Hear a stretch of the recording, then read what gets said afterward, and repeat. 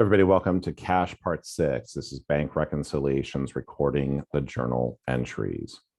So this was our sample question, and now let's go ahead and go to the preparation of the journal entries. Now, we only prepare journal entries for the books. We don't care about the bank, right? That bank is opening up extra accounts for us, like Wells Fargo.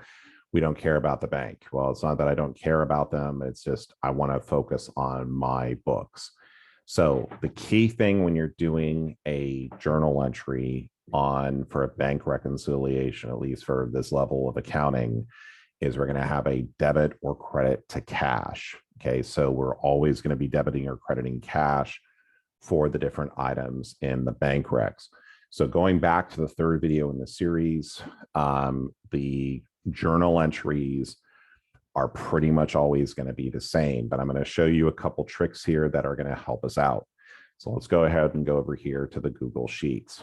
Now, if I'm being asked to do journal entries, okay, so I'm going to go ahead and duplicate this. Okay, so I'm only going to be focusing over here on those items that impacted my books. Right, so these parts over here, I care about. This part over here, don't care. Bank errors, outstanding checks, deposit and transit. Those were only to make sure that my adjusted balances here equaled one another. Now, here's the key. When I'm doing the journal entries to go through and show this, there's going to be some commonalities, right? So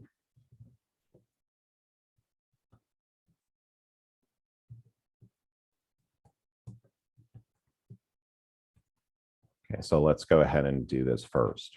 So if my amount that is being adjusted is a positive amount, it is going to be a debit to cash. Okay, so the dates on this are generally always going to be at the end of the month or when we're doing our bank reconciliation.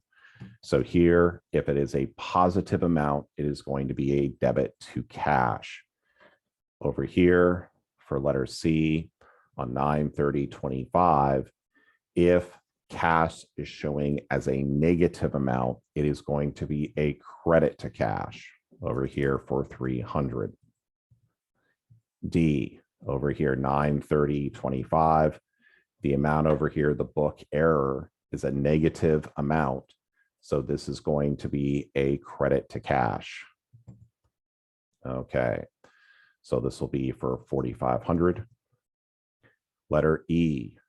Okay, so over here, we had a book error, but it's a positive amount. So 9/30/25.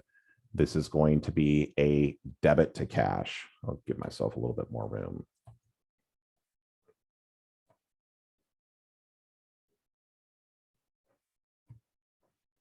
Okay, so it's going to be a debit to cash for 800.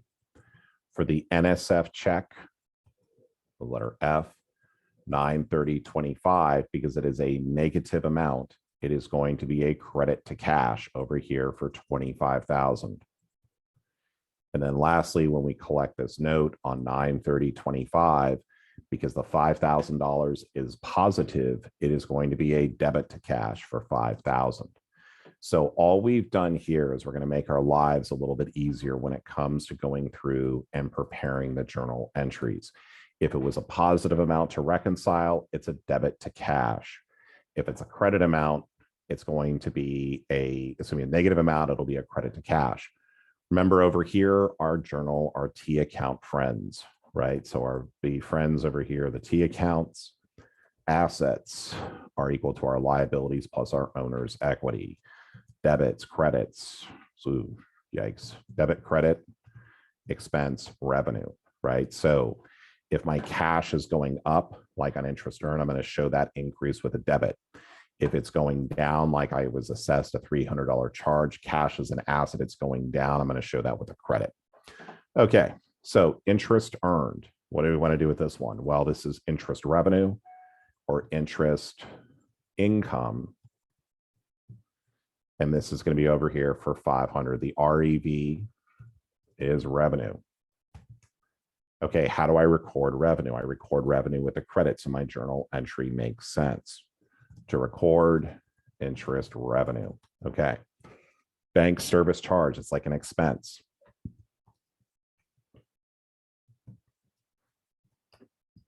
So this is going to be a debit for 300. I record expenses with a debit. It's a cost of opening up the bank account. And there we go. Book error. Now, for this one, I have to go to the source, right? This one over here, I had supplies expense for 5,000, and that was the correct amount. But I only took 500, so I need another 4,500. So over here, I'm going to go to the source, and this is going to be supplies expense. And this is going to be to properly record supplies expense.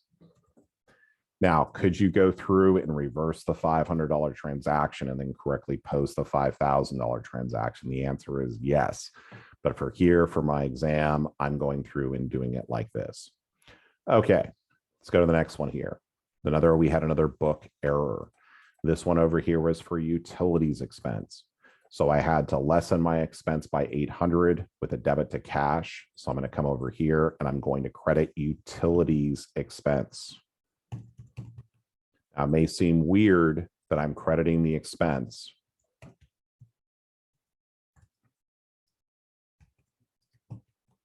May seem strange that I'm doing it, but I recorded too much expense. I recorded 7,800 instead of 7,000. So I'm going to lessen that expense by doing it with a credit. Okay, next one over here is a non-sufficient funds check. This one always gives students trouble. Now, once the customer gives me a check that is not valid, the customer still owes me the money. So I'm going to go ahead and reinstate the receivable. I'm going to do that with accounts receivable. AR to record the NSF check. Okay, in addition to that amount, the contract, if the customer gives me a bad check, may entitle me to other damages.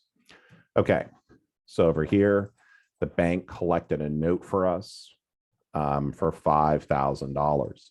So if they collected the note, that must mean it must have been a note receivable. Okay, if in fact, over here to record note receivable, what if this included interest? I would show this separately. I would show the cash for the note, and then I would show the interest income or cash with the interest income separately. So we've gone through and we have recorded the journal entries. Again, my suggestion to you is you go ahead and write them all out. If it's a positive amount, debit cash, negative, you're going to credit cash. And then with a lot of other things in accounting, oftentimes the easiest way to do is to practice and just remember the journal entries in terms of going through and how these are being recorded don't really tend to change. So I want to thank you for joining me on here on this video series. If you have any questions or if you'd like to see more things, please feel free to reach out. Appreciate your liking and subscribing to the content. And I look forward to seeing you on the future videos. Have a great day.